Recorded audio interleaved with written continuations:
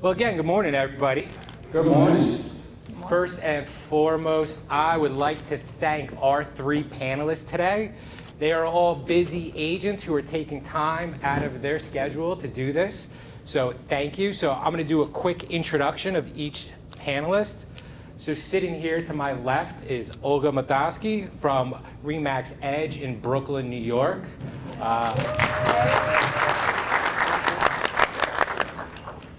Our next guest is all the way from beautiful South Florida, from Stuart, Florida.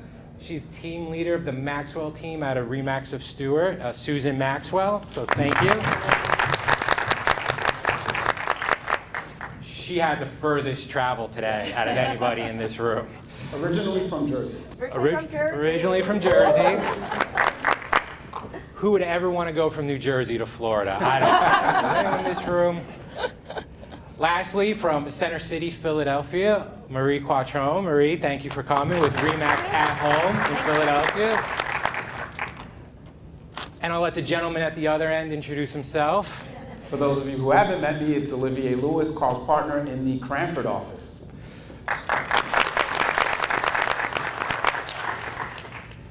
So really what we want to do today is we want people to be able to leave here of things that are working in today's market. Is today's market a competitive market? This is the part you interact. Yeah. Today, right? Who would say it's interactive? If you're newer in the business, newsflash, this is not your typical market, right? Has anyone here dealt with multiple offers in the last year? Anyone? Anyone? Has anyone here thought they were going to get a listing and then the listing sold without you in this market because somebody knocked on their door and asked them if they were selling? Yep. Yeah. You know, there's always those clear indicators of when people are getting ready to move. So these are all challenges that we are facing in this market, and we just want to unpack and give you some actionable steps that you could go back and put into your business. So I always say the best people we can learn from are our other peers. Correct. And having peers in different markets sometimes brings a different perspective, right? All markets aren't exactly the same. So hearing what's been working in Florida, Center City, Philly, in Brooklyn, is going to be very exciting to unpack. Okay. And I'm excited to have an all-female panel for the first time. All right? Because there's a rumor about who runs the world. And being married and having a daughter, I can't agree with him more. So funny. Carl and I never got so many thumbs up and likes about the panel since before this. It's amazing we didn't do it on purpose, but the all-female panel seems like the right choice, Carl. Yeah.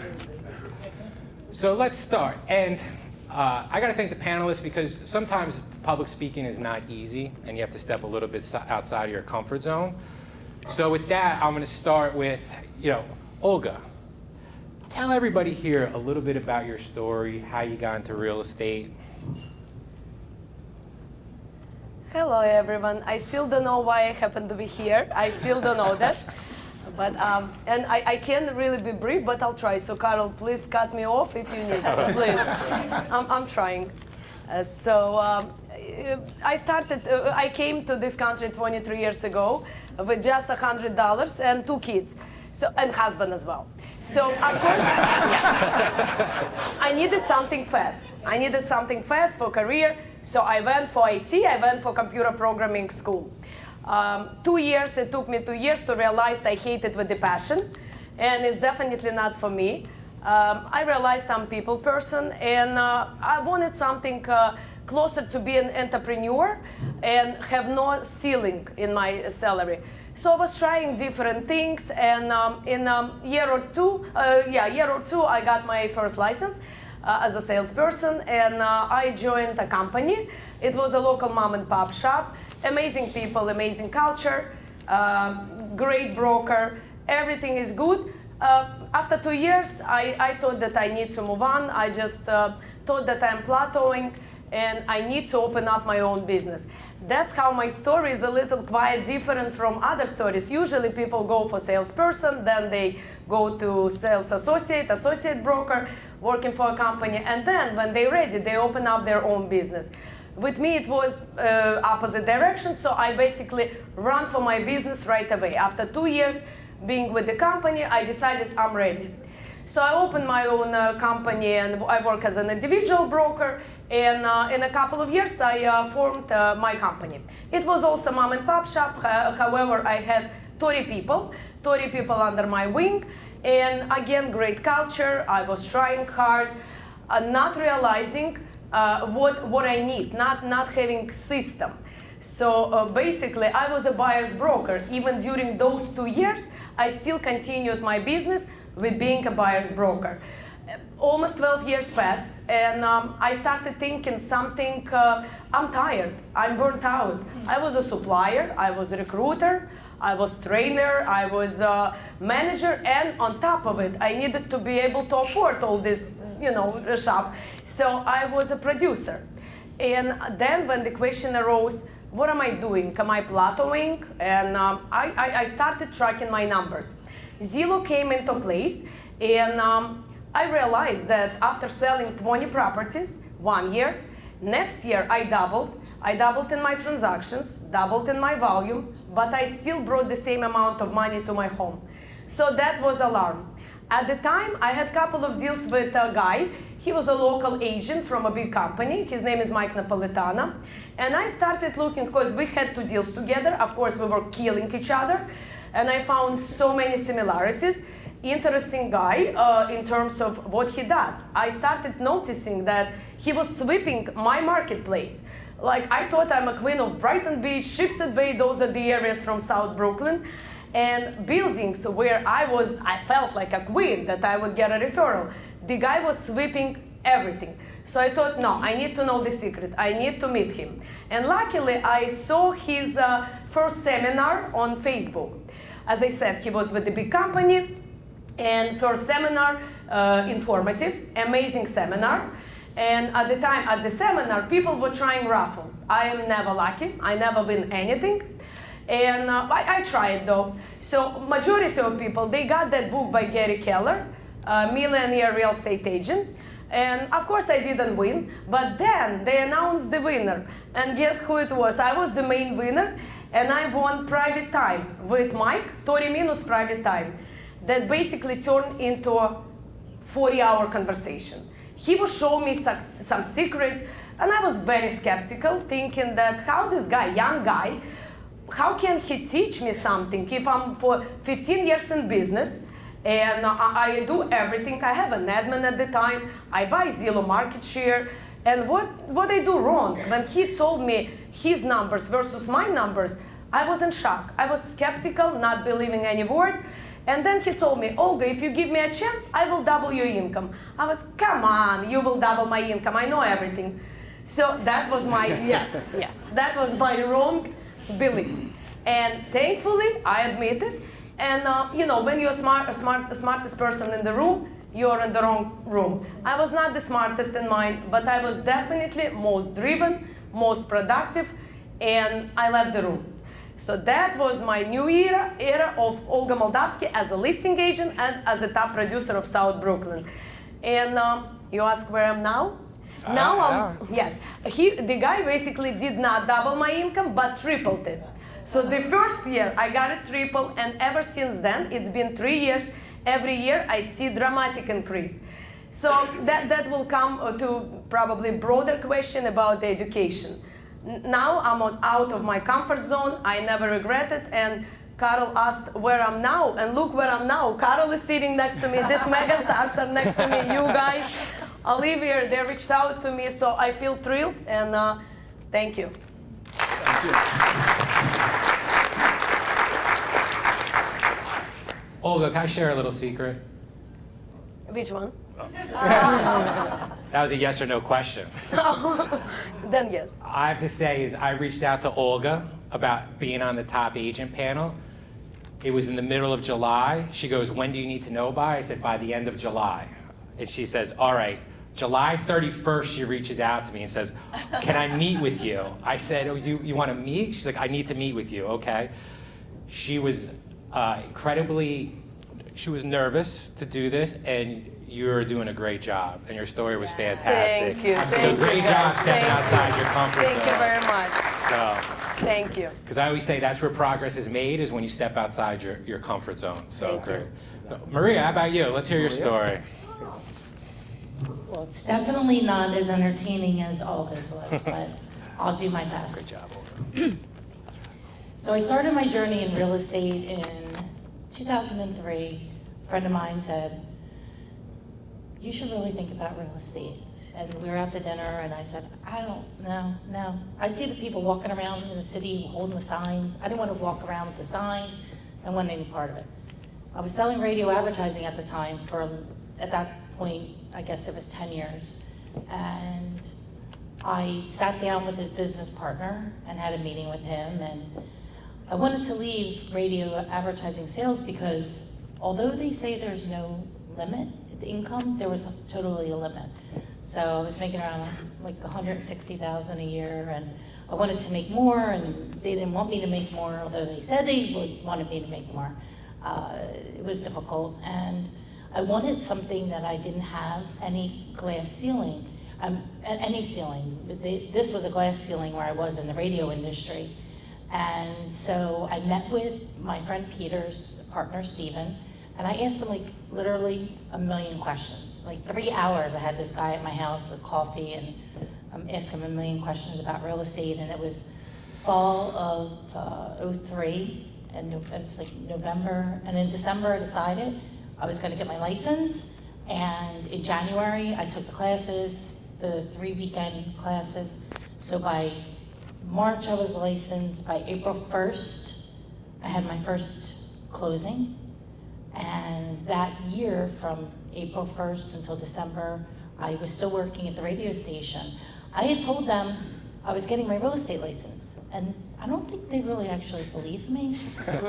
Because that year I did 17 sides, part-time. Well, I was working a full-time real estate, career in radio, and I basically worked 7 days a week just to learn the industry. And then one day in January of '05, my manager calls me in and they sit me down and they're like, we just saw your sign on Spruce Street. It said Maria Quattrone on a real estate. I said, told you I was getting my license. So I said, no, I'm needing to talk to you. I said, I am putting my notice in, thank you for the time. And February 5th, 2005, I entered into real estate full time. And at that point, I basically hit the ground running. I learned so much in the radio business because I had to call about 100 people, contacts, to get 10 appointments to close 2 sales. So when I got into real estate, I was like, oh my God, I hope nobody else finds out about this. Because this is the easiest thing that I ever did. So for me, I hit the ground running immediately. The first year I did about, from February till the end of the year, 38 sides. I immediately, within a month or two, I had an assistant. I started a team that in 2005 and hit the ground running. It was not really popular in Philly, downtown, to have a team, let alone a woman having a team. So that was a little problematic for me because not a lot of people liked that idea. And they thought, who does she think she is? So I had to work through that. But I continued to grow my business. I had moved my business at that time to a larger brokerage. And I stayed with them for about 8 years. I was the main listing agent. I had a team of buyer's agents. I had 3 admins. And I decided one day, after a series of things happening in the company I was with, that I got my panties in a bunch, and I started to talk to RE/MAX. And I was just like, I don't want to stay in a situation where I don't feel comfortable going into my own office with things that were, happening. And I didn't know if I wanted to own a RE/MAX either because I really didn't want to own a brokerage company. So I really wasn't doing anything. One day, end of October 2013, I get a call from the president of our company, and she's like, "Oh, I'm at the office, I want to talk to you." So I get there, and you have to imagine, I had about 50 listings at the time, probably in the range of, I think I had 38, 40 pendings, and she said, "Your time here is over." So the woman who works for me, I confided in her about opening the RE/MAX, and she told them. And I was thrown out of my company. And I was, myself and this other gentleman, every year, for many years, we were either one or two in a company of 650 agents. She sat me down, she goes, "You did everything you told me you were gonna do when I met with you 8 years ago. I can't believe how much you built your business." By the way, they were like tears in their eyes and they were hugging me when I was leaving, but the exit of that took the toll on me for 2 years. Because it was now a great time when somebody's down to kick them in the face and, start rumors. And all kinds of crazy rumors went on. It was insane. But it took me 2 years to get through it. So when this was happening, I'll never forget it, because my husband's here. He was my boyfriend at the time, and I called him, and he's like, "What?" I'm like, "I'm packing the office." It took us 8 hours to pack, 8 years, thousands of transactions. So I go downstairs, because we're on the 8th floor of this building, and I made a phone call, because I was already talking to RE/MAX. I said, I didn't even think about going to another company working under somebody, because I was never going to allow somebody else to control my destiny. And so I called corporate and I said to Josh, I said, "FedEx me the franchise agreement." And that's how I ended up buying my RE/MAX. And the next day I got it. The next day I sent him a check, big check, cashier's check, sent it out. And, I thought, okay, it's going to be the same, like a team. That was a mistake. It took about 3 years, 2.5 to 3 years, to really get things going and figuring out where. Now, you gotta imagine, I'm bringing in over $1 million, way over $1 million in commissions, okay? This is a big deal. A big deal because I'm trying to figure out how to run a company now and not just be a team leader.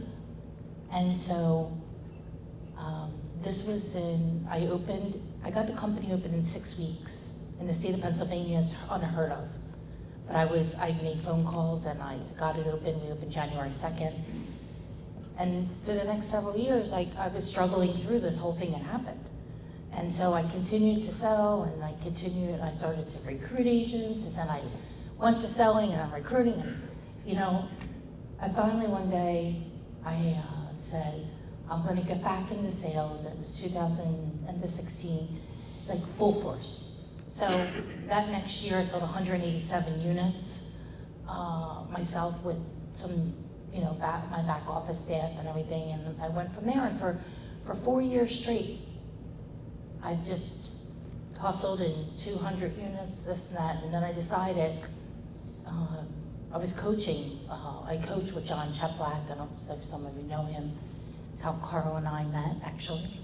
And I'm listening to the people, and I'm listening to the other broker owners and team leaders, and I'm saying, you know what, I'm going to build my company now, because I've been a sales agent, and I'm really good at that, but I'm going to build this company. And then the pandemic hit, so we continue to build upon that, and there's some things we'll talk about today, which I'll tell you that I start doing then.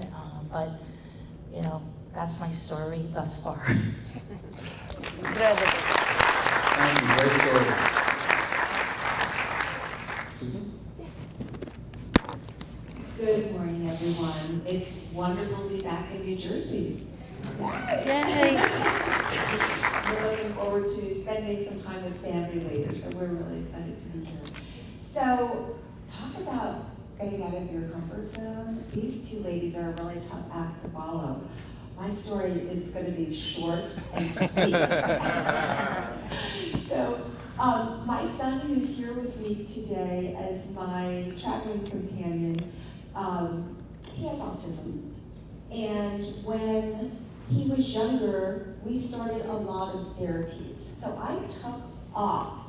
He was about 20 months when he was diagnosed. And I took off from work during that time to get him acclimated in all of his therapies. Well, after he started going to school full time, I said, well, maybe I can go back to work part-time. Now, what a great part-time job of a real estate agent. Did anybody ever think that? Yeah. So, and you can make your own hours? Yeah. That's how I started. But after a while, as many of you know, it becomes more and more and more and more. So I built from there, and I absolutely loved it. And luckily, I have a fantastic husband who took over going to school meetings and baseball games and everything that I was, supposed to be doing. But that was probably back about 10 years ago. And then I really jumped in full time and started a little team and had a little team for a few years. It didn't work out so well, and I sort of realized I'm probably a better agent than I am a team leader. So working on my own with one other young lady in the office, and then my very, very good friend, Kathy, called me up one day and she said, I know that you've been after me to get my license. Well, I did, and I'm ready to join your team, and I have my friend Fran, and she's joining too with us. So, okay, well, now we have 4. And then a year later, another young lady from another RE/MAX company called me, Jackie, and she said, I've just really been wanting to join your team. I said, well, let's talk. And she's like, oh, and I'm bringing my friend Stephanie if she wants to join too. So before I knew it, I had a great team. I have a great team. There's 8 of us. We're super, super great friends, so it doesn't even feel like we're going to work every day. We talk on the phone every day, we talk throughout the day, we're constantly in communication. We did a big thing last week. We hired our first gentleman. So we're really excited about that. So that's my story, and I'm just so, so excited and so very honored to be here today. Thank you for having me.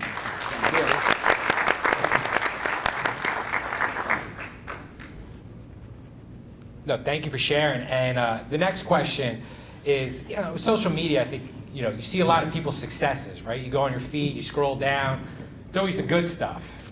But as we know, there's businesses, there's also challenges. So I think the next question is going to kind of address that. We'll go back. Susan, talk about some of the biggest challenges you faced in your career and some of your greatest success, what some of your greatest successes have been.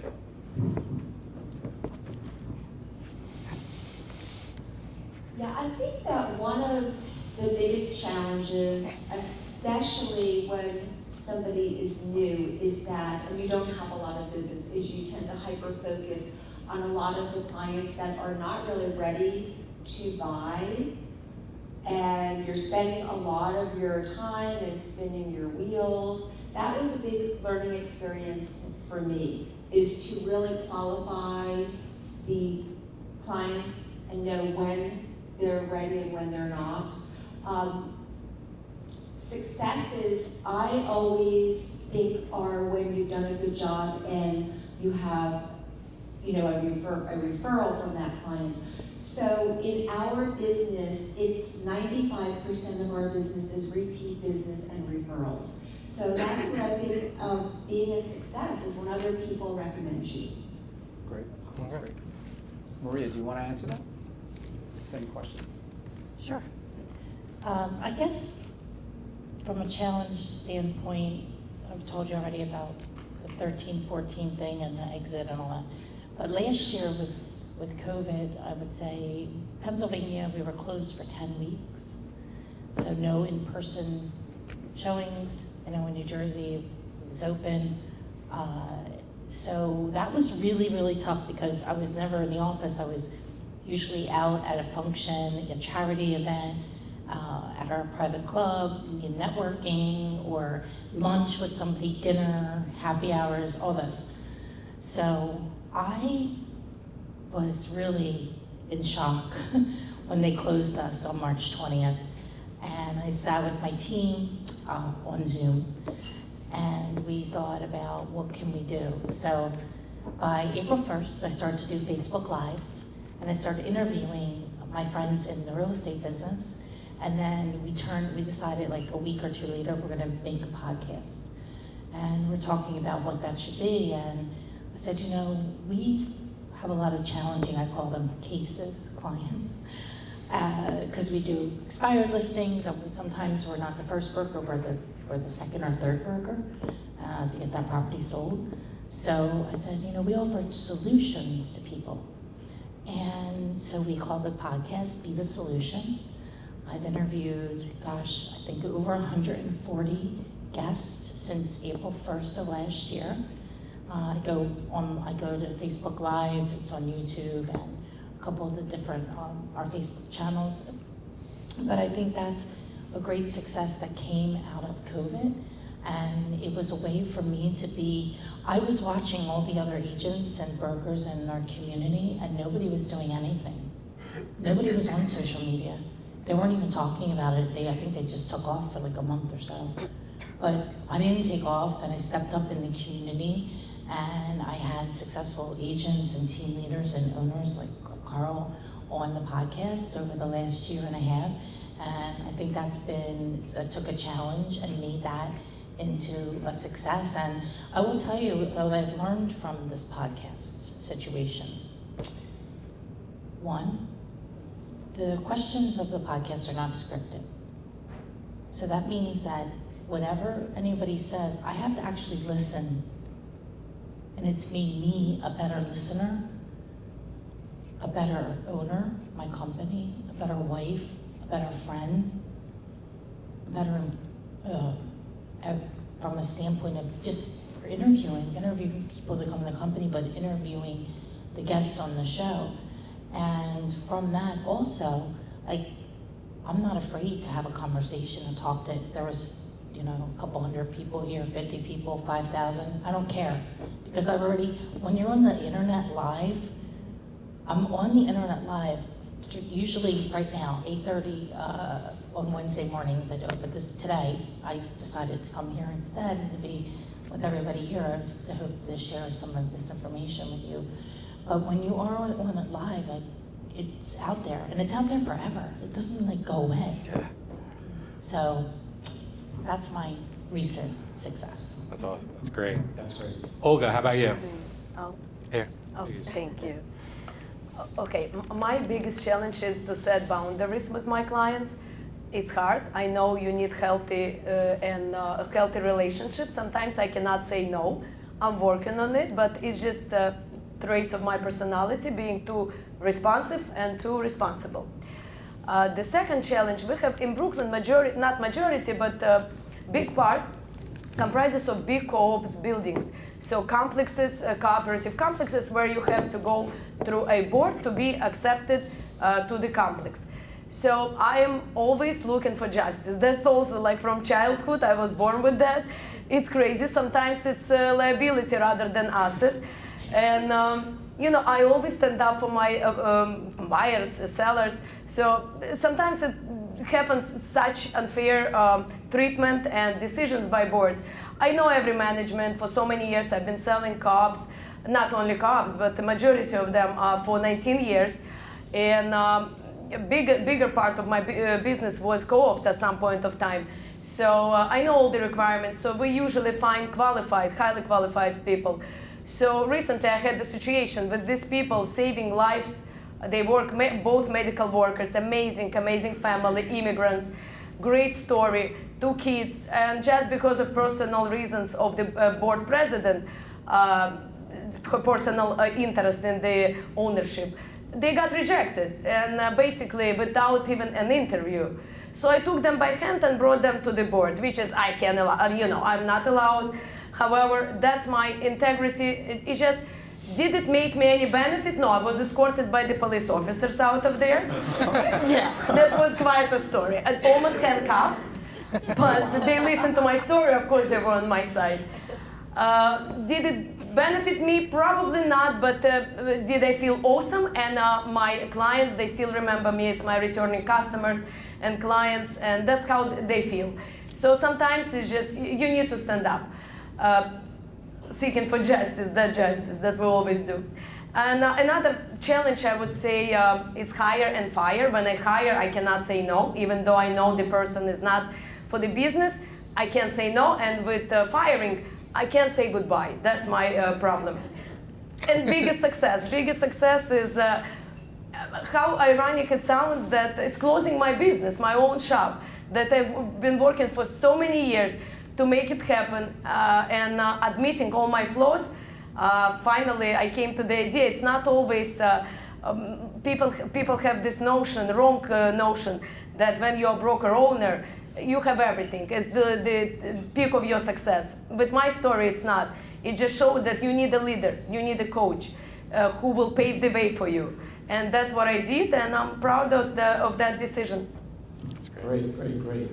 Maria, I'm going to ask you a question. I know you're a great listener after all the podcasts, but why are you willing to share and open up what's working for you with the audience here today? I'm blessed and grateful, and I want to share that information with other people because I believe in giving back. I believe in being philanthropic. I followed that since I've been a little girl with the Girl Scouts and all these different organizations that I've given back to, and I'm happy to give back to the brokerage community. I think everybody has the ability to have as much success as you want, and there's enough business for the best people that are out there in the business, so I'm happy to share all the information. I think it should be part of the journey. Absolutely. Great. Yep. Yes, I feel the same way, and I also feel that there's really no secrets. It's really just sharing information amongst everybody. Here you go. Your pick. Which one? Okay, it's the same. I mean, I have two reasons. It's bad and good. The good one, I'll start with good reason. Just to get my message across so people know, and maybe if not avoid mistakes, but at least to use some tips and some ideas so they can learn from my lesson. But the bad reason, Carol already mentioned that I am breaking my fear of public speaking, and it's my first big event. I always say no, and I have been, but I couldn't say no to Carol and Olivier. So I decided to break my fear and be with you here. Selfish reason, but I'm honest.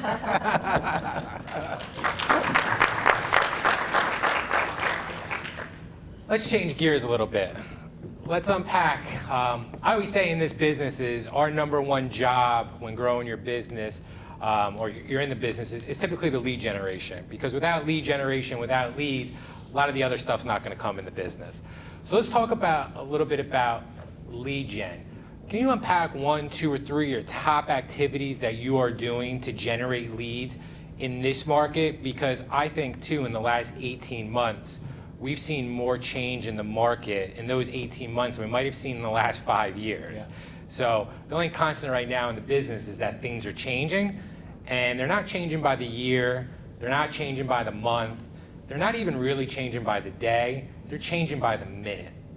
So that's why I was so glad these 3 decided that they would do the top agent panel, share some of the lead generation, because we want to talk about things that are working today in the market. There's a lot of things you could go search on YouTube and find that is quote unquote working.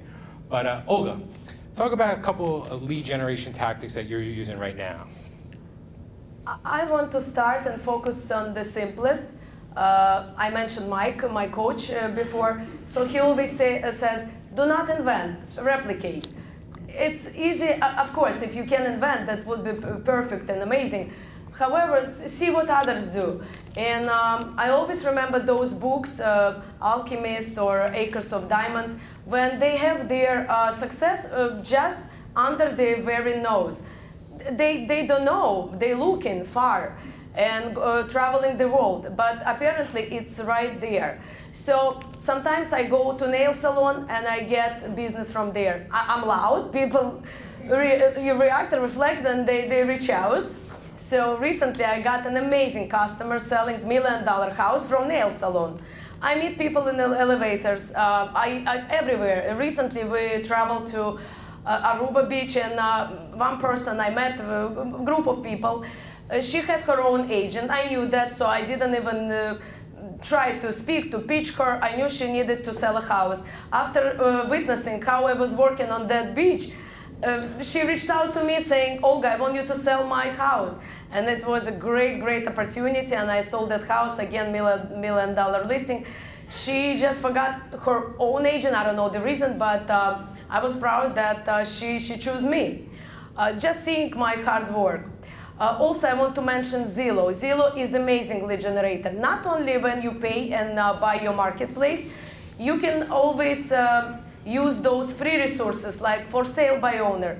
I got so much business this year just from FSBOs. Never believed in it, but since I transitioned to listing agent, after being buyer's agent for almost 15 years, it's incredible. It's just like Mike always jokes, money is on the streets, so FSBO for free. And also, I am a big believer when you have a healthy combination in your social media profiles. I'm not pro two different profiles, so I keep everything in one profile, my business and personal.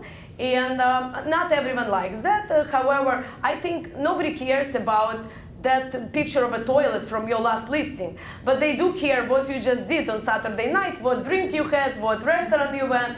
So I think it just needs to be healthy, like fine line. Of course, all those companies like Vulcan 7, Mojo, you have CRMs and you use them for lead generation. You participate in those membership. It's not a big investment, but it can bring you potential a lot of money. Real quick, Olga, with starting Call for Sale by Owners, what advice would you give people since you just started? Yeah, I started like 3 years ago, and I think confidence, they feel it right away. Within minutes. I know not everyone, I mean, confidence is, it grows from skills and knowledge. Of course, knowledge is first, but I would say confidence. And just try to engage the conversation. And as Maria mentioned, listen more, and then people want to talk to you. Excellent, thank you. Thank you. I couldn't agree more with the confidence statement, right? We always say there's 3 C's in this business: confidence, clarity, and consistency is what the 3 C's it takes to be successful in this business. So thank you for reiterating that. Absolutely. Maria? So we focus most of our energy on the listings. How do we generate listings? So online is big for us. We get a lot of business from people Googling us because we spend a lot of time online. And so we'll drive them to our website. But here's the most important part of it. Most people, when they call or email or message, whatever, they're never ready, hardly ever, right that second. So, the number one thing we focus on is our database. We use Follow Up Boss. We use action plans within Follow Up Boss that are videos that I did actually produce last summer. 65 overproduced videos, meaning we had camera crew and lighting come in. And I talked about everything from marketing to, stuff for sale by owner, stuff for expired, stuff. Every video you can think of, we did. And so what happens is, once somebody calls into our office or comes in online, they go immediately into the system. Some of it is automatic. If they're calling, it's obviously not automatic. We put them into the system. The system from then, there's a series of things that happen. And this is the very, very, very, very important. All I'm trying to do, and I got about 10,000 people in there right now, I am just creating mind share for when they are ready to buy or sell. So one of the things that I started to do last year with the Be the Solution podcast, we had a Be the Solution video that went out. It goes out every Tuesday afternoon. And in that video, it talks nothing about real estate. The theme of the Be the Solution video is all about inspiration and motivation. And it could be whatever it is I want to talk about. Sometimes we research topics that people are thinking about right now. But all of that goes out through a video every single Tuesday. So the people in the database, our past clients, our future clients, our active clients, all know me. They may not even work with me because they may work with somebody else on the team, but they all know our company because we spend so much time in the database, not just sending them the videos. So I'll give you an example. A listing opportunity, and I hate calling people leads because it's kind of rude. So I call them opportunity. So a listing opportunity will come in. They'll immediately get put into the database, appointment scheduled, then you'll get a series of videos that I've done that go out. So these 4 videos that go out are to build confidence in them for our ability to get their property sold. And some of the videos, one of them is about marketing, one of them is about why hire our team, and then we have 2 testimonial videos that go out. And they're from clients that have worked with us for many, many years and have a very, very long and deep relationship with us.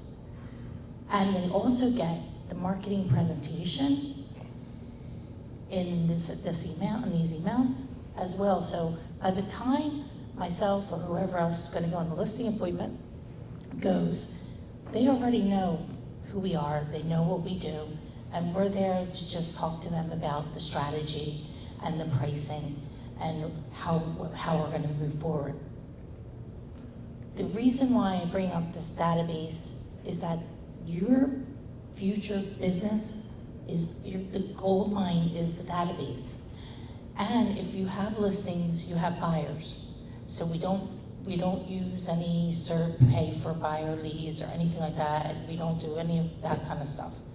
Everything's focused on the listing, doing a good job for the listing, getting the listing sold, marketing the listing on social media. And let's just say that they don't sign right away.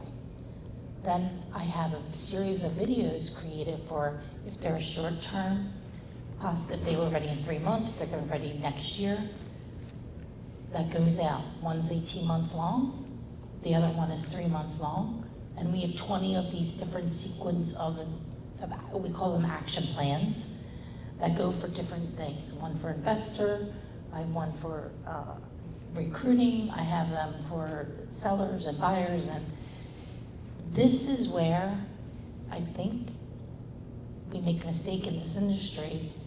Most business is not now business.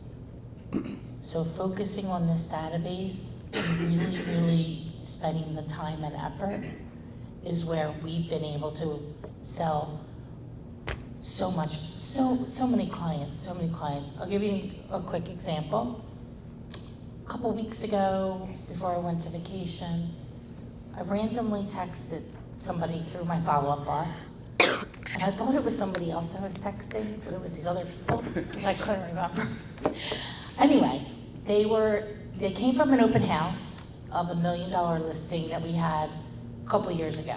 They didn't buy the listing, they ended up staying in their home. I randomly texted them. They've been getting the emails. She's Victoria, she's opened the emails up, and her husband Damon. And they said, oh, since COVID, we've been living in the Poconos, but we're coming back. We just saw this condo. We think we want to buy it. We think we want to sell our house now. So she's somebody that I hadn't talked to her since COVID, but the database talked to her. I talked to her on all the videos, 10,000 people every week. $750 for the sale of the condo, under contract right now. It was closed, we went under contract August, closes September 24th or 3rd or something. And then their house is going on the market next week for $425. I could give you 100 examples of that.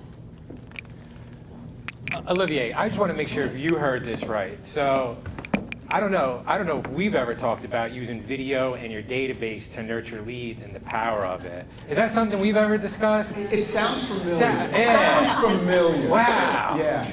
That is, I know everyone sitting out there is probably thinking, oh, it does work, huh? Yeah. And I gotta say, Maria, I Love that. completely agree with you. I've always said there's two types of opportunities. It's the sales opportunity and the marketing opportunity, right? And agents love the sales opportunity that's ready to transact today, but more business is with the marketing opportunity that you have to market to. So that's spot on. And I also love how you automate a lot of things because you can't buy more time, right? You can't physically talk to 10,000 people weekly. But you can automate it and use the power of video. And we've talked about this in our group with John Cheplak's talked about this all the time. How that video just builds that personal connection. You feel like you know somebody before you actually get to know them. So thank you for sharing that because that was tremendous. That was very impressive, thank you. Lead generation for our team is basically with our client database. We do obviously a lot of videos, and we send out monthly newsletters, and we stay in touch. But we also try to get together for parties. We're very big on one-on-ones. Again, Florida might be a little different than what you've experienced here. We've been out and about. So we did a Mother's Day luncheon. We had over 100 women. We did a Father's Day. We did a summer party. We do a holiday party, which we're planning now. We also, I'm sure some of you do the apple pie giveaway. Has anyone done that? We do. Oh, Can you unpack that real quick? Sure. So our broker started this, I don't know how many years ago, but it's amazing. So it's called Pie Day. And what we do a few days before Thanksgiving, well, actually a few weeks before Thanksgiving, we send out a postcard that we are going to be giving away an apple pie for Thanksgiving. Thank you to our clients for being great clients, and we're giving you an apple pie. And we make a day of it. Last year we did it on a Sunday. Normally we'll do it a day or so before Thanksgiving. Last year we tried a Sunday. We did a whole day. And we had food and drink in our office, and people would come in, get the pie, we'd hang out, they'd talk a while. There were a few people that weren't comfortable with actually coming in, so we would have somebody come out to the car, and then we'd go up there and chat with them. But one of my agents, Maria, just got a $1 million listing, and the woman said to her, I love that you give us a pie every year. Imagine, come on. So we try to get together with our client base as much as possible. We are very relational. We always feel that people want to do business with people that they are breaking bread with, partying with, having coffee with. So that's a lot of our lead generation. This year has also been a little different. I think open houses are amazing. There's been several open houses where we pulled up to the house and there's already, 10, 15, 20 cars. So that's been a really good opportunity for our agents. And the other thing, we also do Zillow leads, which we've had great success with in the last few years. And really just picking up the phone and calling people, and especially during the times that we were closed down a bit, and just saying, how are you doing? How's your family?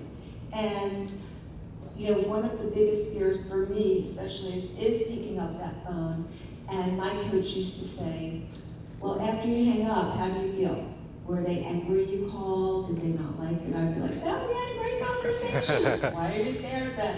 So it's just getting the fear over. But we try to set a goal for ourselves to do X, Y, Z phone calls a day, a week, a month. And again, after we do hang up, it's always great. So it's just getting over that.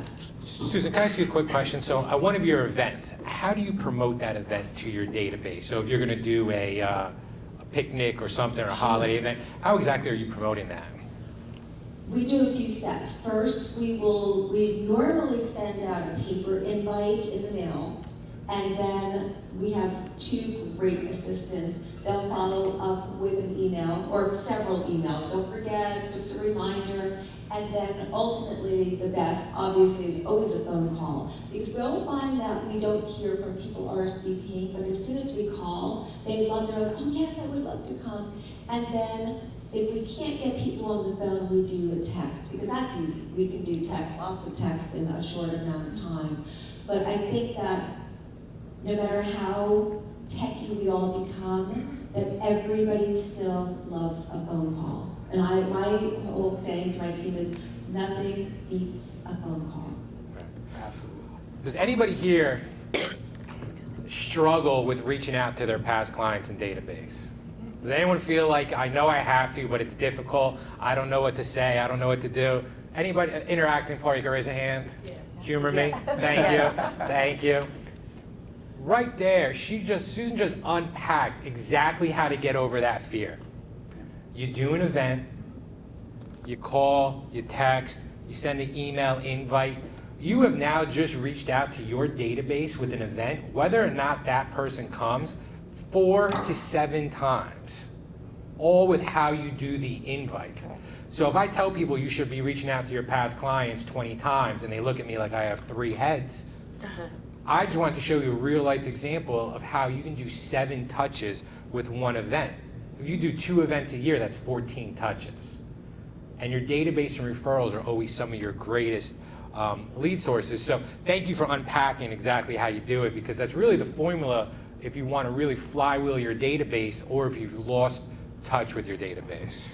Anyone here afraid to re-engage and reconnect because it's been too long?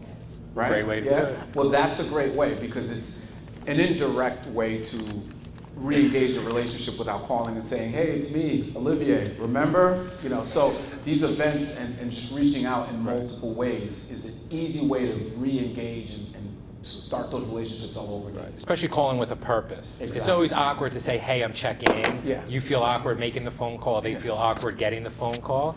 Hey, come on. Hey, how are you? Yeah. So I know we haven't talked in 8 years. Yeah. And what do they say? Well, we moved twice since then. Like, well, okay, I'll talk to you later, right? Exactly. Has that happened to anybody ever? So Of it's a great course. way to re-engage with your database right there. Exactly. So switching gears to education, what have you guys found has been educational tools and resources that you've used, and why have they worked for you? Start with you, Susan. One of the things that we started this year is our team book club. I have several book clubs that I do on my own, but we've taken some books, and some of them that, oh gosh, off the top of my head, I love this Think and Grow Rich, The Ninja Realtor, and we'll take turns in our team reading the book, because not everybody wants to read, so one person's given the book and then has to do a synopsis that makes it a little easier. And that's really helped, and I always feel that it's great to learn from each other and other ages. I don't care if you're 6 years old or 60 years old. I think that we learn from our peers. So I always learn something from our team when they're giving their book report. And just obviously seminars and webinars and anything we can get our hands on. How about you, Olga? With my story, it's extremely important to educate myself, as my story showed that during some years, even being a broker owner, I was pretty stagnant, plateauing, and I needed something new. So when I joined Remax Edge, I mentioned Mike already, who is my coach. He was literally standing behind me. I was using a dialer, and with his tone, call. And I'm like praying that the other side will not pick up, of course. And then great relief, they didn't. And I say, I will call them again from home. No, you call now, the second one. I remember those sessions. I needed 3. He always mentioned, you have a talent that you never used. And that's the bigger problem, that some people, they have different talents. But you definitely can become a successful listing agent. I did not believe in it. I was pretty close-minded. And I thought, you don't speak common native language, you cannot get the listing. Wrong. After I joined the company, I started expanding my horizons and areas, neighborhoods. Also, I thought that all those $1 million listings are only with that shows, Bravo shows, and apparently after joining the company, Remax Edge, every year I increase those listings as well. So every year 20-30% increase in those above $1 million listings, which I truly never believed I am capable of getting. Books, of course. I tried that book when I heard first time, couple of years ago, by Gary Keller. I mentioned the book, Millionaire Real Estate Agent. I did not believe in it. Honestly, I was skeptical. What are they talking about? With such low average prices, how is this possible to make a volume of 27 millions? I thought, no, something is wrong there with numbers. And after rereading the books after a couple of years, it's amazing, it's incredible. I had different perception, absolutely different, because I believe in it. I am the example of it. So I lived through this. And I highly motivate my team, my agents, to always educate, not to always move with your enlightenment, because that's the most important. Of course, you have a lot of sources. I honestly just recently, when I was preparing myself for the event, I checked Olivier and I found his YouTube video. It's incredible. YouTube video listing presentation, not to brag you, but he opens every tip possible for your successful listing presentation and getting the listing. I wish I knew that 5 years ago. Thank you. Yes, it's incredible. Every secret he opens up, and if you get those and you learn all those tricks, you are there. Just a little skills and a little confidence, as we said. Maria? So education and training. I've been coaching with different coaches since 2006. Coached with Mike Ferry organization, Tom Ferry, Corcoran, a lot of different people. And people will say, why did you go to all these different people? Well, at the time, I went to the coach where I needed that information. And so as you grow in your career, as I've grown in my career, I have worked with different coaches. Now I work with the coaches. We focus on leadership and development of humans. So one of the things we do at our company is every other week on Friday we have a culture meeting. And it's nothing to do about real estate. It's all about just being a good person. And what does that look like? And how we can do personal development. So focusing on personal development for me over the last several years has been huge. I worked with a couple of different coaches on that, and also I like to read, so books are really important. I just read the book, Who, Not How. I really enjoyed that book because you may say, well, I want to do these things or that or this or whatever. You have a list, and you don't know how it's going to get done. So it's figuring out who you can bring to work with you in order to get that done. It just was like an easy read, but it really opened my mind to a lot of different thoughts that I didn't know how we were going to get these things done, and I really enjoyed that book. And another book I just read, Winning by Tim Grover. That was a really great book. I also attend real estate events. I'm going to one next weekend in Tahoe for 2 days, and usually I do between 4 to 5 events a year that I attend in person. I believe in constantly, you have to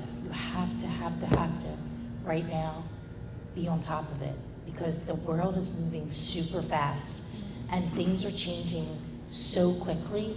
And if you do not get education, do not keep up with this, it's going to be a big problem, because there's so many other types of people that want to get into our industry. Wall Street wants to be the biggest owner of real estate. We need to be able to be ahead of some of these things, and the only way to do that is to surround yourself with with other smart people. I like to say, like, I'm the dumbest person in the room. I like to be around smarter people than myself, people that have been there, done it, and are doing more. You know, it can be a little bit scary being in those rooms because you're, oh, my friend here, they just did 3,000 units or 5,000 units or whatever, their companies. But you have to put yourself out there and, you know, step out of your comfort zone in order to grow. So I think that's part of education too, is being able to do something to step out of your comfort zone. I read the book many, many years ago, Darren Hardy, The Compound Effect. And if you haven't read the book, read the book. I've probably read it 10 times now. So, and I talk about this all the time in my company. And it's the beginning of my podcast. It's actually on there. It's a little 30-second video of me. And I said, okay, if every day you could just get, if you draw a line on a piece of paper with a ballpoint pen, right, one line, and draw 365 lines. If you get better just that one tiny bit every single day, where will you be a year from now? Because the time's gonna pass anyway. And our office on our networking group in Facebook, if you search Darren Hardy, we have that book on audio version for free that you can listen to. What is it called again? The Compound Effect. Oh, Compound. I'll send it to you, Olga. Thank you. Oh, yeah, we have it an audio version. It's free in our networking group. You just gotta search Darren Hardy. We'll repost it back up too. It's a great book. Yeah. Great. Let's talk. How about your goal setting? You know, being really successful team leaders and growing year after year. How important is your goal setting and as well as scheduling personal time? Because I don't know if anyone ever feels like that in this room, that this business and your personal time can blend together very easily. What's personal time? Exactly, exactly, especially in this market. All right, talk a little bit about your goal setting and you know, scheduling in your personal time and everything in the business. Susan, you wanna go? Sure. So we do a whole big goal setting, our team, usually the second week or so in December, so that we're all set for January. And I have them do it, we're really kind of simple. So I have them do the 5 things that they really want to accomplish. I think that if you start getting too big, it gets too overwhelming, you're not gonna go back to it. So we take the 5 things that we want to accomplish, and then I think I'm very old fashioned. I give everybody a planner where we love paper on our team. So on our planners, we write our goals at the side so that every day we have to look at those goals. So I'm a big believer, as I've learned years ago, if it's not in writing, it doesn't exist. And we just reiterate our goals. We have a weekly meeting on Mondays.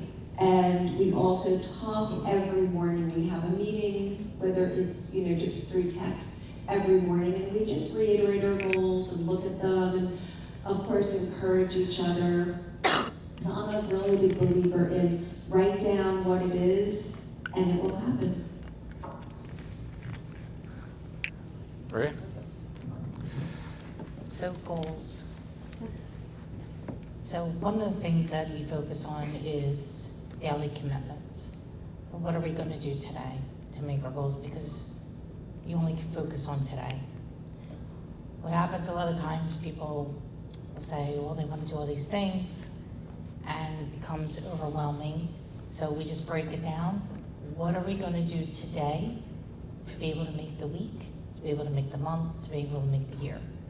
And focusing on what those commitments are. We don't call it goals, we call it a commitment, because a commitment is something that you're gonna do no come hell or high water. It has to happen. So every single thing is built on the back of a micro commitment. All we're trying to do is not get overwhelmed, focus on today, what has to happen today, how many contacts, and that's different for everybody, but on average, it's 20, 25. And how many appointments, what are your other goals, what are your personal goals, and mapping it out just on a daily basis. I like to do things called stacking the deck. What does that mean? Okay, so you see my outfit here? I have similar clothes, these shirts in different colors. I kind of wear a uniform every day. Now, when it's 100 degrees out, I wear a different uniform, but generally speaking, I wear a pair of same type of slacks, same type of heels, why do I do this? Because I don't want to waste my time and energy having to think about my clothes. Okay? It wastes time. I can tell you, you'll be staring in your closet going, what the hell am I gonna wear today? And you just took up that energy that could be used for something else.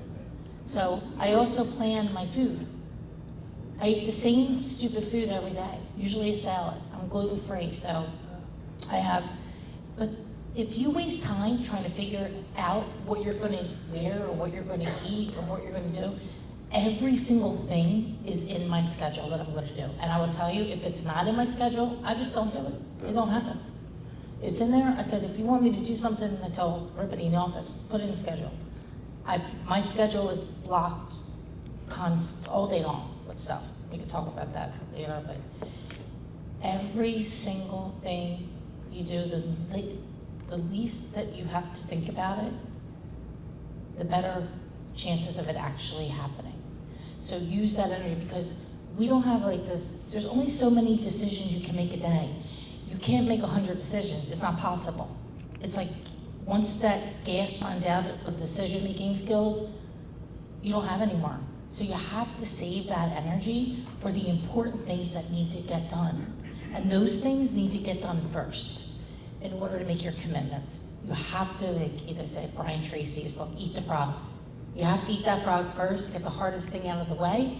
Once it's out of the way, you can feel more confident that it got done and it's not on your shoulder, knocking at you, right? So those things are super important in keeping our commitments. Thank you, that was great. That was great. Olga? To be honest, this area needs improvement with me and my team. We do set goals. However, I wish it would be more often and systematic. That's what I think I lack, and I'm trying. I set annual goals after tracking my numbers and my team numbers. We do regular meetings. Of course, during the pandemic times, we did twice a month via Zoom, and we constantly on the phone. However, as I said, definitely I am not organized person as I wish I was. So I'm trying to, as Maria just mentioned, if we do that, we'll definitely be a better us. Even if we do those little by little goals. I started strongly believe in it. Got it. Great, great, great. So with all these goals that we have and you guys are setting, what does your day and your weeks look like? And how are you able to step away from the business, go on vacation, and have a life without feeling that you're going to lose some business? Susan? Well, I always schedule vacations, and by having a team, I never feel that I'm ever losing business. We have such great camaraderie. Like just this morning, we had a little glitch. I can't imagine none of you have that, I'm sure. We had an inspection, and the other agent was supposed to be there, didn't show up. The inspector's like, someone here opening up. My team jumped. I'm like, can anybody help? They're like, I can. So I always feel that my business is taken care of, even when I'm not there. I feel that everybody on my team is a reflection, we're a reflection of each other. We all have the same morals, we all have the same work ethic. We are all there to help one another, no matter what. So by all of us scheduling vacations and scheduling time away, I feel that we're all comfortable with leaving our business. I also encourage my team when they do meet a new client to give them their hours. I will tell my clients, generally, I said, just remember the number 7. I work 7 days from 7 in the morning till 7 at night. I will tell you, since I've started doing that, really, I never get a phone call after, say, 6 o'clock at night. If it is something that's urgent, or we're negotiating something, sure. But for the most part, people will not call me after 6. Do I get calls at 7 in the morning? Yes, that's when I'm full of energy. So I really do encourage my team to set some boundaries on hours. I mean, you hear people saying, I work 24/7. Come on, nobody's doing that. You can't be taking phone calls in, the middle of the night. And I think that people like hearing your hours. If they know, oh, I can call her between the hours of, say, 8 in the morning till 7 o'clock at night, or whatever your hours are. And it gives them a boundary, just like a child would like some boundaries. So I don't know. That's how we keep our business running. Excuse me. So as I mentioned before, my schedule is completely time blocked. I time block in 15-minute intervals between 15, 30, or up to 1 hour if needed. We have standing meetings every week that are in our calendars, our listing meeting, a sales meeting, one training meeting. And so everything is systematized and in the calendar. I don't work Sundays, and in the summer, I don't work Saturdays either. But I have a team, and we have a system for the team where somebody is on call on the weekends to take the phone. So that goes through the 4 different admin who will handle that, so that our phone is pretty much answered from 8 a.m. to 8 p.m. 7 days a week. I think what's really important, because I know not everybody's a team here, is an individual agent, is that you do schedule time off. It's really important that you block that time, and not just because you need it, because you really do need it, because the magic happens when nothing is happening. We cannot be in production and be able to think, be able to work on our business. There's a separate cadence to that. There's a cadence of making the calls, going on appointments, servicing buyers and sellers, and there's a different cadence of working on the marketing, working on your financials, making sure those things are in line, and taking the time off so that you can think about what you want for your life. So I would say the magic happens when nothing's happening. My husband and I, we just were on the Amalfi Coast in Italy for 12 days. I didn't talk to the office at all. I didn't call them. I could see we're on Slack, so I could see what's going on Slack if I wanted to. I looked, I have access to my email. I checked it like a couple times, but because I was up early and I was just scrolling through, but I didn't have to take any action on anything because I had my team, my staff who was available to handle everything. Scheduling is super important, and sticking to the schedule. We also don't have any meetings that aren't scheduled meetings. So how it happens like that, oh, you're in the kitchen and let's just have a 20-minute conversation thing? Doesn't happen. That used to happen years ago. And then I would be like, okay, there's 3 people having a 20-minute conversation, that's an hour of productivity loss. So we really, really work everybody extremely hard to stick to the schedule. And we are able to call each other out if we're not. We have the trust in each other to do that, because if I interrupt, now 20 minutes takes you to get back onto whatever it is you were doing. And that's, as a leader, that's the worst thing you could do. So I don't even go to people's desk. If I need a question answered, I send a Slack and they'll answer me when they're free to answer me. So respecting each individual's time, whether you're on a team or other agents in the office, I think is really important to be able to continue to meet your commitments and stick to that schedule. But time management is everything. We all have the same amount of time in a day. It's how you decide you're going to use it. That's great. Olga? I have to confess, I know that early bird gets the worm.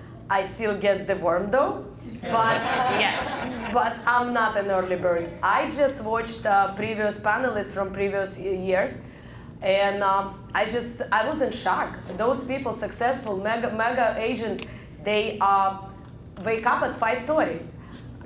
Honestly, at 5:30, I can't even imagine me. I don't know my name. At 5:30, but maybe I need to reconsider this too, this area.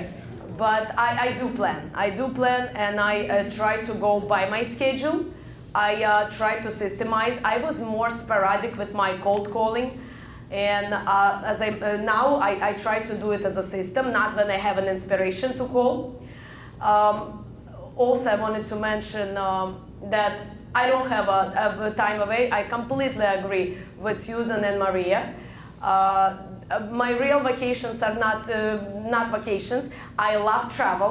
A lot of people looking at my pictures on Facebook, they say, oh, Olga is either at the restaurant eating or on vacation. And I always say, no, it's not vacation. I see places, but I work. I work everywhere. I know that I need to aside time. I have a personal assistant who does an incredible job with my marketing, with my Zillow calls. But my problem, my personal problem, is to delegate, to, as I already mentioned, setting boundaries, not only pertaining my boundaries with my clientele, but with my agents too. Sometimes I feel that the task can be done only by me, but that's the wrong belief as well. So I'm trying on that one. Vacations, I always get phone service. You can imagine my husband at the dinner when I get a phone call on a cruise and I'm so loud and yeah. And once I already was kicked out of the spa because Mike Napolitano was calling me and we got the listing, but no spa. So that's the area of improvement as well. We definitely need, in order to be healthy and to follow our schedule, we need to set up time. I do have one of either weekend off. I try to do Saturday or Sunday, and that's how it goes. So has anyone here in the last year been in a multiple offer situation? Sure. All right. Let's start with you. How are you handling on the list and on the buy side multiple offers? Unfortunately, we don't have these situations often in New York, like you guys here in New Jersey. I hear all these stories. Some of my clients that I sell there, they moving here and they tell me all these stories. They made a plan, they assigned their weekend, and they didn't even have enough time to drive here. The house is gone. Not our case, unfortunately. Maybe fortunately, I do on the buyer side, I'm pretty aggressive. But I never push people. I let them make their own decision. Of course, I try to subtly mention all the benefits of a certain property they're putting an offer for. But I strongly believe that when you have two offers on the table, and there is a bidding war involved, often you end up with no one because they feel that they are overpaying. So I don't push people. But being pretty aggressive in terms of providing them accurate information, numbers, mentioning the rates, how low is it now. So they make their own decisions, but of course, with me involved. With the listing side, again, I try to, of course, open up all the cards on the table. We show all the offers. I can go over all the cons and pros of qualifications of buyers. But I let the seller make their own decision, not to be blamed after. So, of course, I'm involved. I give them my advice, but I do not try to influence. Okay. Maria? Well, we don't have as many multiple offers as a lot of other areas because we're in the city and it's more of a steady marketplace, but there are some areas that we do work in the Philadelphia metro market that definitely multiple offers. And we're mainly on the list side. So some of the things that we caution our sellers, like, listen, the highest offer is not always the best offer most of the time. Because that person doesn't financially have a strong capability as another buyer. We do try to push them towards the one who has the strongest financial capability, especially, and then if it's an FHA buyer and they don't have the money and they're the highest offer. We had one like a month ago. It fell apart because I told them not to take the offer. I said, it's not gonna appraise. It's gonna appraise for 235, but it appraised for 234. They took a 240 offer. The buyer didn't have the gap money. This was all forewarned. So we only can do our best to direct them, right? But we do look at all the offers across the board. We make a spreadsheet for them.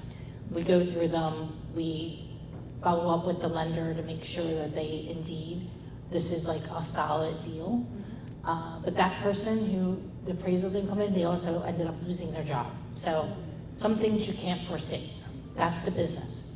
You know, you have to expect that it happens from time to time.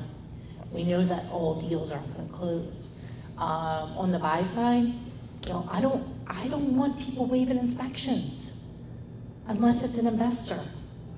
And if they do, they're going to sign off hard on that. Because I don't want to be sued later because somebody waived an inspection. Do your inspection. I tell the sellers too. It's fine, let them inspect. We can say we're not going to give them anything and have that in writing, you know, or they can inspect just the main, the inspection can be contingent on the main systems, HVAC, plumbing, you know, electrical, roof, etc. But to waive an inspection, I'm not going for it. My husband and I buying a house, we're not waiving an inspection. You know, if it's an investor, we never, those deals are no contingent. They're not contingent on anything, no cash, and that's it. It's a different conversation, and we do a lot of those. But I don't suggest waiving the inspections, and I think also that, you know, you gotta put your best foot forward. Agents get mad at us because they're like, well, we call for all offers. If it's a multiple bid, we call for all offers at a certain time on a certain day, and that's that. If somebody was like a half hour late or something, we still will accept it if it's a half hour. But we can't go back to every single offer and say highest and best. The seller's gonna decide, and we're telling everybody, put your best foot forward. If you know there's multiple offers, don't offer asking. Just crazy, or under asking. Like, why waste the time? But yeah, the city downtown, we're like, oh, we got an offer, we're happy. We have to do price reductions right now. So if the market hasn't changed here, you know, it will, if it hasn't already started. I hope that was helpful. Okay, I'm from Florida. We have multiple offers. We're all out here. So let's talk about buyers first. In our market, our specific market, anything under, say, the 500 range is flying off the shelves. You've got multiple offers, and we have a lot of cash. Do you all have a lot of cash? Yeah. Okay, so it's very hard for our buyers who are financing to get a leg up. So what we have been doing with all of our buyers, or 95% of them, is an escalation clause. Is anybody using those? We have had great success with our escalation clauses. So in a nutshell, basically what it's saying is buyer agrees to go XYZ over the highest offer that the seller receives. We go in at full price. We do not go over full price because with doing the escalation clause, there's really no need to. So let's say the listing price was 500. Our offer would look like 500, whatever the financing was, or whether it be cash, and buyer agrees to go. We usually go anywhere between $1,000 to $5,000, depending on the price of the home, over asking for, with proof of the best offer. So we have had great success with that. We also don't like to waive the inspection either, but we will do a 3-day inspection. We have our group of inspectors who work with us and say, we will get out there the next day. We appreciate your business, we will be there. We also will call the listing agent and ask, what is the best date for the seller to close? So we try to get all of our ducks in a row before we write the offer up, because in an old market, you would say, well, in Florida, we close quickly. In an old market, we would say, okay, we'll close in 30 days. Well, in this market, that's not necessarily the best for the seller. Maybe they would like a 3-month close, or we're doing a lot of also, which we didn't do up until a year or so ago, post-occupancies and leasebacks. So we'll close the contract in 30 days, but then the buyer will either let the seller rent back, or in some cases, just stay there for X, Y, Z. So before we write the offer, we're also asking the listing agent, tell us what is best for your seller. So that's been very successful for us. As far as the listing, what we've been doing is taking the listing, putting it on the market, usually on a Thursday night or a Friday morning, and then doing 2 open houses, Saturday and Sunday, usually 1 to 3, 1 to 4. And then telling all of the buyers and the agents that we are going to present the offers to our seller on Monday and make a decision on Monday.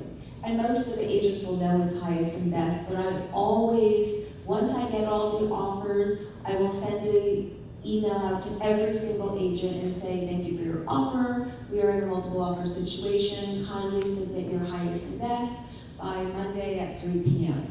And then I like to personally sit down with the sellers, if at all possible, put everything out on the table, and go through the pros and the cons of each offer, and of course it's their decision.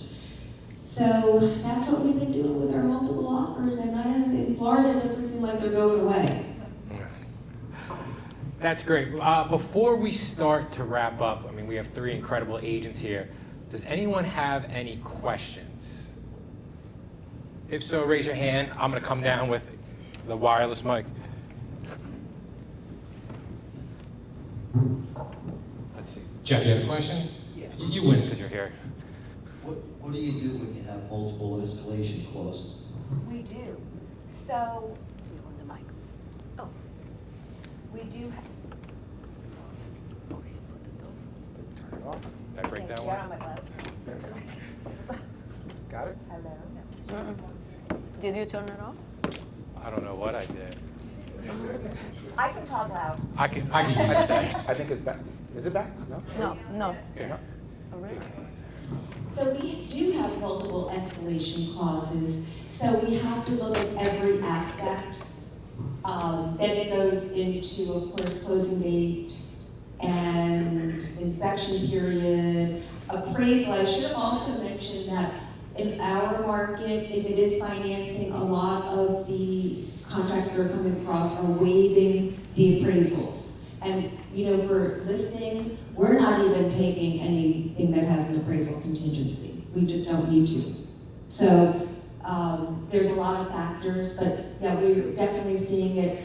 And I also, in the last few weeks, because now we're starting to get, our market's starting to get a little tighter, a lot of our business comes from all of your buyers in the New Jersey, New York, and Eastern area. So we feel that you've all been on vacation this summer and you're starting to trickle down. So I'm starting to see higher escalation prices. Where it used to be 1,000 was pretty typical, 5,000. We just received one the other day for 7,500. So I think that makes a difference too, and especially with the appraisals being waived.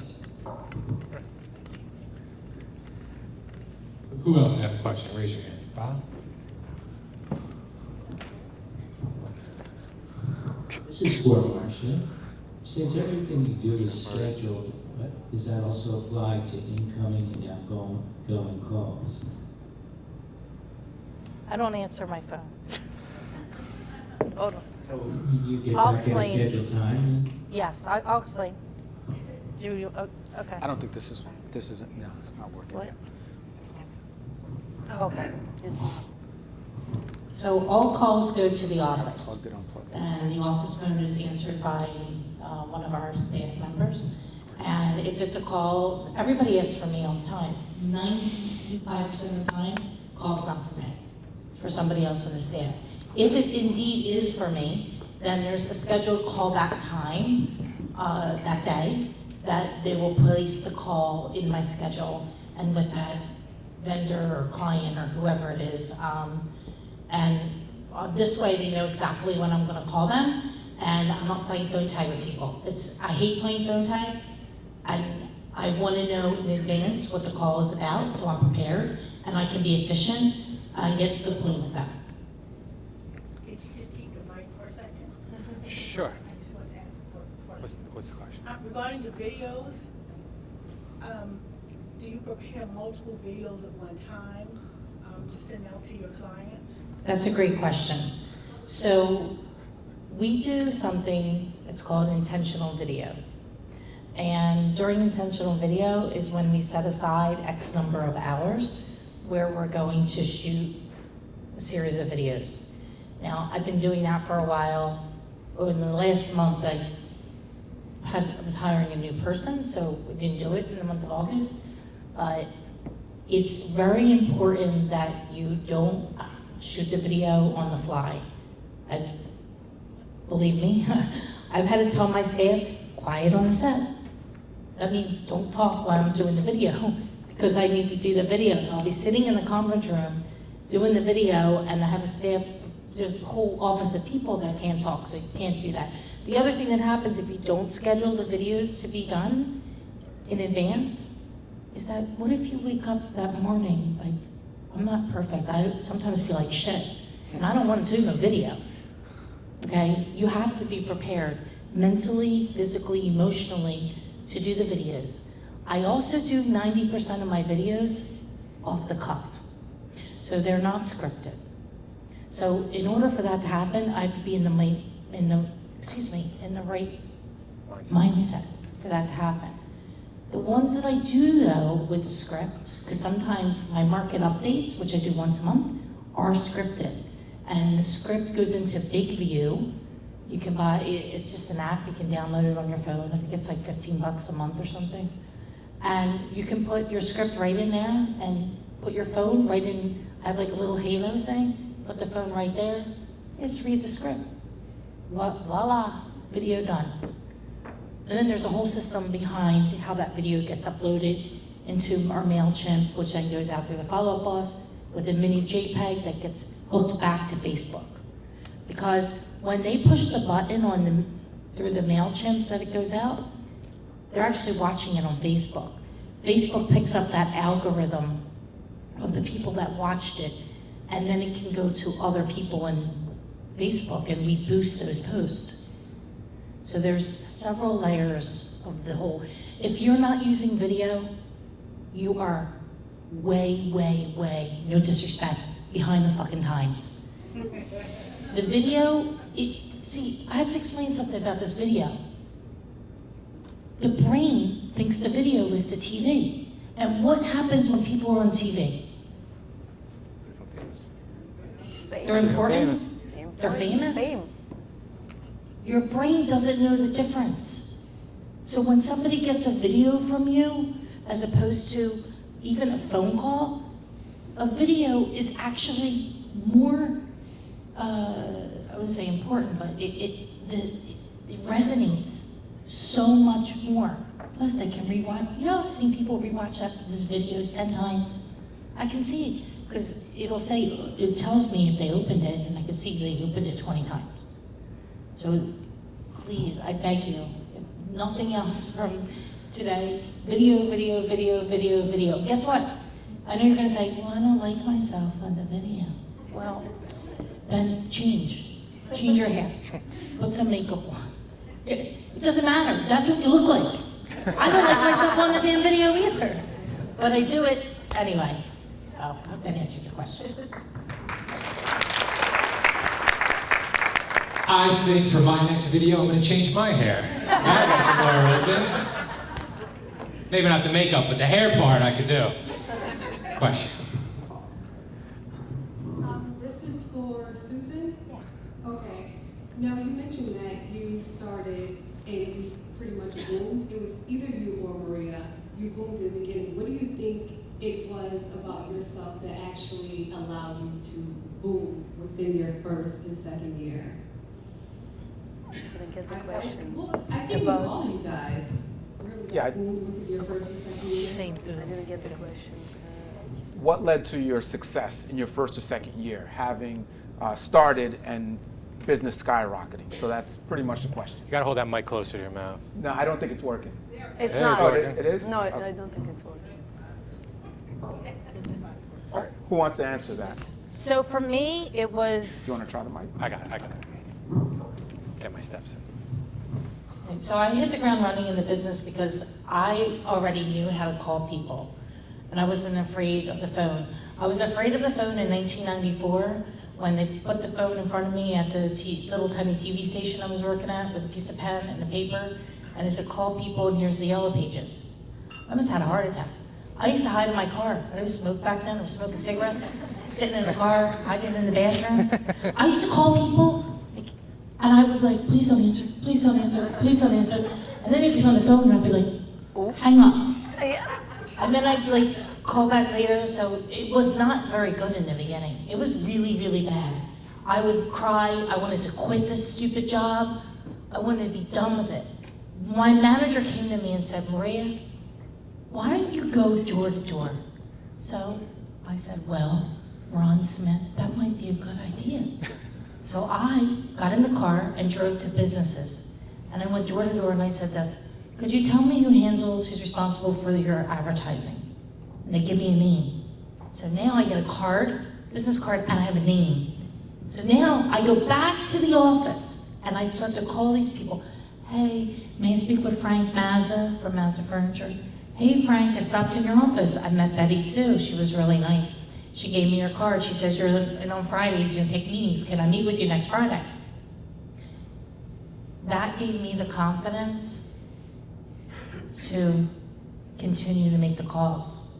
And as I made them, I got better. And as I made them, I got better. So when I got into real estate, I went like that because I did the hard work that was necessary when I was in my advertising career.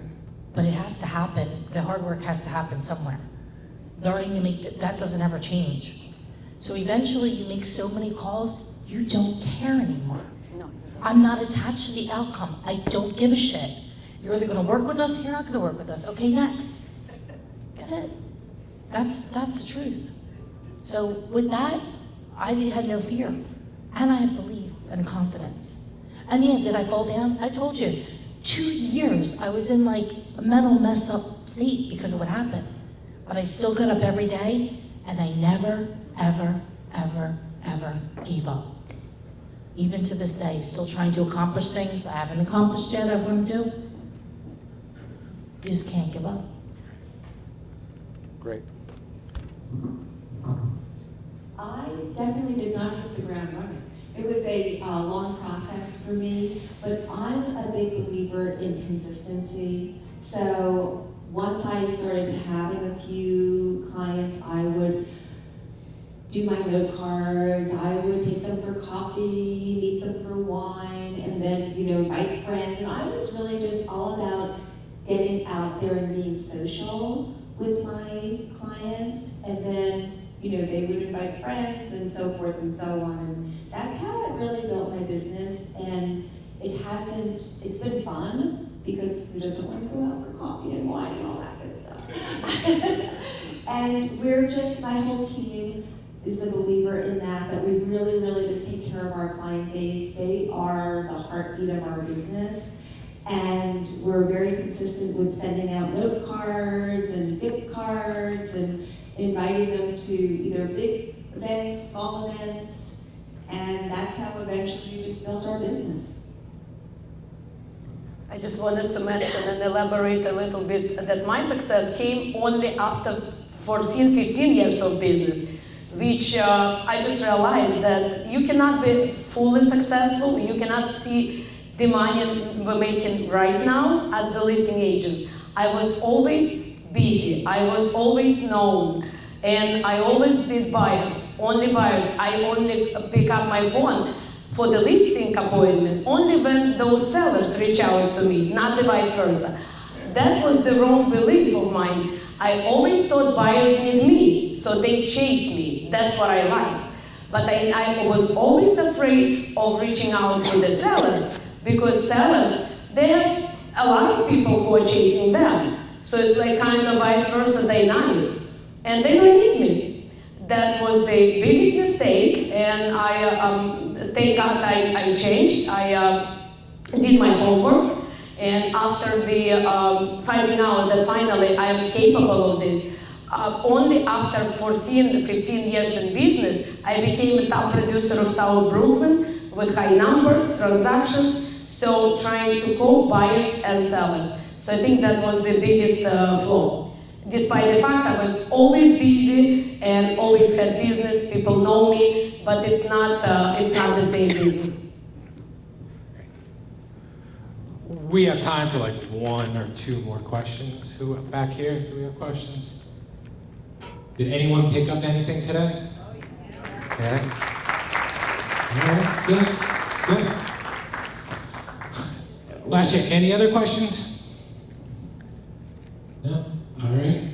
Well, I would personally just like to thank everybody, especially our panelists, for taking the time. I know I learned some great things. I hope you guys took some takeaway. And more importantly is, I hope you just didn't take things away, but I hope you took things away that you're going to implement, right? Because it's good if you learn it, but it doesn't matter if you don't implement it. So, again, round of applause for our panelists today.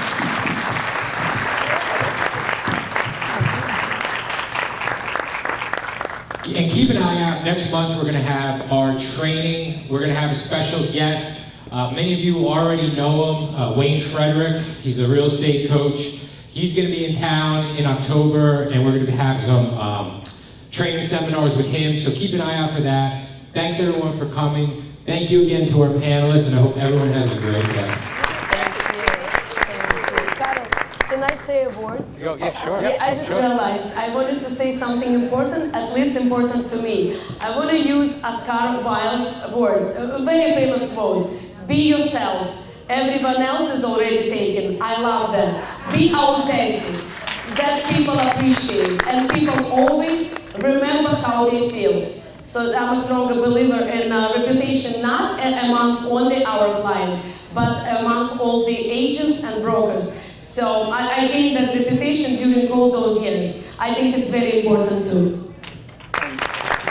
One last thing, everyone. Keep in mind, if you ever have a referral in South Brooklyn, Thank you. in Southern Florida, what part?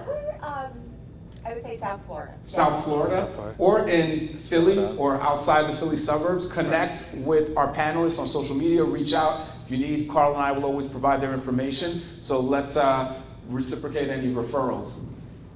One thing, if anybody has any questions about anything today, you can message me on Facebook and I will reach out to you and answer any questions that you have if you want to know more about the videos or anything like that. Thanks so much for listening. Thank you.